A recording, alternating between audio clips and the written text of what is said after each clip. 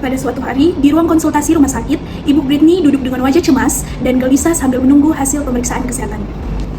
Oh, selamat sore dengan Ibu Brita ya? Iya. Oke, boleh silakan duduk dulu ya, Ibu. Ya. Ibunya udah sempat makan siang?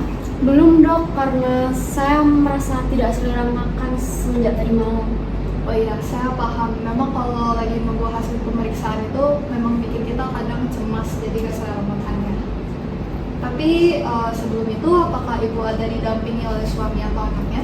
Tidak dok, suami saya tidak bisa ambil cuti dan anak saya pergi untuk kuliah di luar kota. Oh, begitu ya, baik Bu Brita. Sebelum saya jelaskan hasil pemeriksaannya, kira-kira saya boleh tahu nggak kira-kira Ibu punya bayangan nggak tentang apa yang lagi terjadi sama Ibu? Saya nggak punya bayangan dok, bahkan saya nggak tahu yang saya alami saat ini. Oh, baik Bu Brita.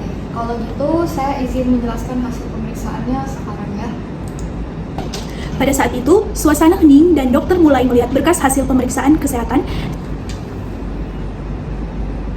Bu, sebelumnya saya mau minta maaf sebesar-besarnya.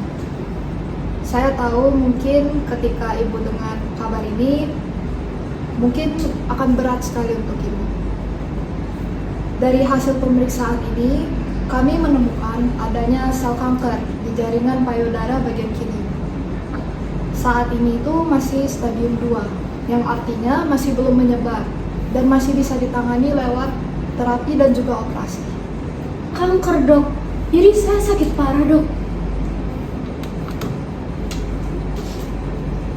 Bu, saya paham kabar ini mungkin pasti sangat berat sekali untuk Ibu dengar. Tapi Bu, percayalah kalau ini tuh bukanlah akhir. Banyak pasien yang di tahap ini masih berhasil pulih dan sembuh dan berjalan hidup dengan normal. Saya takut sekali dok, saya takut kehilangan rambut saya takut gagal sembuh. Bu, rasa takut itu memang sangat manusiawi sekali. Tapi Ibu perlu tahu kalau Ibu itu nggak melawannya sendirian. Oke, nanti saya segera kirimkan jadwal lanjutannya. Oke, baik. Terima kasih ya Ibu. Pada akhirnya, di antara tangis dan ketakutan, lahirlah sebuah harapan. Ibu Britney dan dokter tidak hanya berhadapan dengan penyakit, namun mereka juga belajar dan menumbuhkan kasih, empati, serta keberanian untuk menghadapi penyakit yang ada. Pada suatu hari, di ruang konsultasi rumah sakit, Bapak Budi duduk dengan wajah penuh kebingungan menunggu hasil pemeriksaan kesehatan rutinnya. Ia ditemani oleh anaknya Sari, yang sering menemani ayahnya memeriksa kesehatan setelah didiagnosis Alzheimer sang bapak 3 bulan yang lalu. Mohon ditunggu ya Pak, Bu, sebentar lagi dokternya akan masuk untuk membahas hasil pemeriksaannya ya.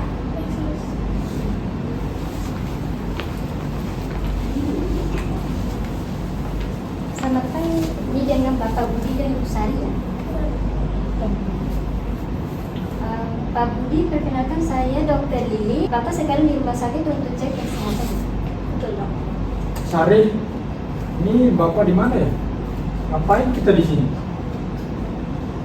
Kemarin bapak ada sakit lutut kan, jadi kita mau periksa itu. Emang Bapak sempat sakit lutut ya? Iya. Iya bapak, izin pak, kemarin waktu kita tes mengambil darah, saya melihat bapak memegang lutut kanan bapak di bagian situ ya pak sakitnya. Oh iya, sempat sakit di lutut yang bagian kanan sih. Saya mengerti Bapak merasa bingung dan cemas. Silakan dok, ini hasil pemeriksaannya. Proses tes dan pengambilan darahnya, apakah ada kendala? Tidak ada dok. Terima kasih Sus. Dari hasil tesnya, protein Alzheimer Pak Budi tetap stabil. Jadi kondisi Alzheimer Bapak masih tertangani ya, jangan cemas ya Bu. Yang penting obat Bapak rutin diminum sesuai jadwalnya ya. Terima kasih dok. Ini Alzheimer apa ini? Kok Bapak bisa ada? Alzheimer ini penyakit neurologis otak yang membuat Bapak sedikit sering lupa dan bingung belakangan ini. Alzheimer muncul karena penumpukan protein di otak yang membuat otak Bapak pelan-pelan menurun cara kerjanya. Iya pak, kita sudah dikonfirmasi sama dokter pemeriksaan yang 3 bulan yang lalu bapak sudah dikonfirmasi terkena Alzheimer. Bapak masih belum mengerti semua ini. Kalau bingung sekarang tidak apa-apa Pak, yang penting Bapak tetap rutin minum obatnya. Nanti Ibu Sari selaku anak Bapak yang akan membantu Bapak kalau Bapak bingung. Betul, jadi dari tes darah ini Pak, Bu, saya melihat bahwa permasalahan sendi lutut Bapak itu karena tinggi asam urat Bapak. Hasil tes darahnya menunjukkan asam urat meningkat lebih dari normal. Oh, asam urat ya dok? Iya, jadi Bapak terkena arthritis gout, di mana sendi Bapak terkena inflamasi karena menumbuhkan asam urat yang membuat Bapak merasa nyeri di sendinya. Sebelumnya Bapak ada sering makan daging, seafood, atau minuman sirup? Oh iya dok.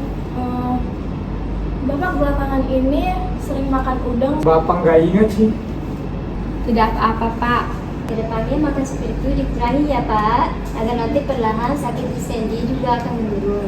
Saya juga akan mempreskripsikan obat anti nyeri dan obat khusus untuk arthritis gout ini ya.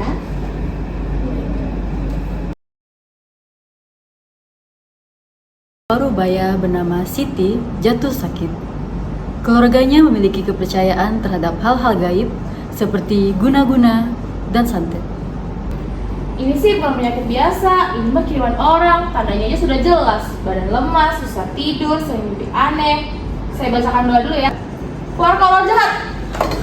Aduh ibu kenapa dong? Ibu mau selesai lagi nih. Ibu. Ini harus dibawa ke rumah sakit. Perawat mengecek tanda-tanda vital dan GCS pasien. Siang dok. Siang sus.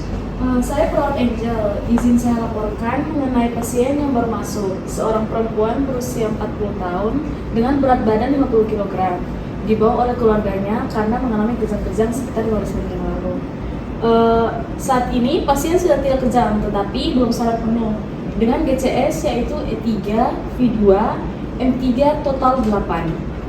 Tekanan darah pasien yaitu 85/55 mg/Hg.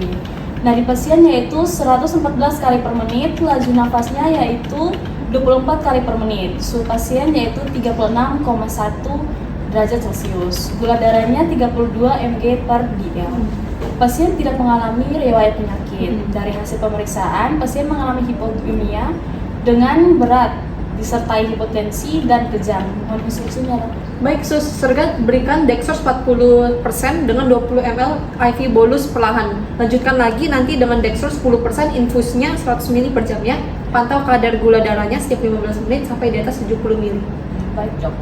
Saya akan segera evaluasi ya. Jadi Pak, kami dan suster sudah melakukan pemeriksaan. Ini hipoglikemia berat Pak. Itu yang membuat Ibu Siti jadi kejang. Kapan terakhir kali beliau makan? Jadi begini dok, istri saya selama 3 hari belakangan ini tidak makan bu. Dia hanya minum air doa yang diberikan dari ibu dukun. Begitu ya Iya. Pak. Jadi kondisi Ibu Siti ini bukan karena santet ya Pak, tapi melainkan karena kurangnya kadar glukosa dalam badan ibunya. Jadi glukosa itu sesuatu yang dibutuhkan kita punya otak buat berenergi Pak. Karena ibu punya Siti glukosa yang menurun sehingga menyebabkan kejang dan ibu Siti sekarang kondisinya lemah seperti ini ya Pak. Jadi izin kami memberikan cairan infus dan glukosa dulu ya Pak. Siap dok, siap.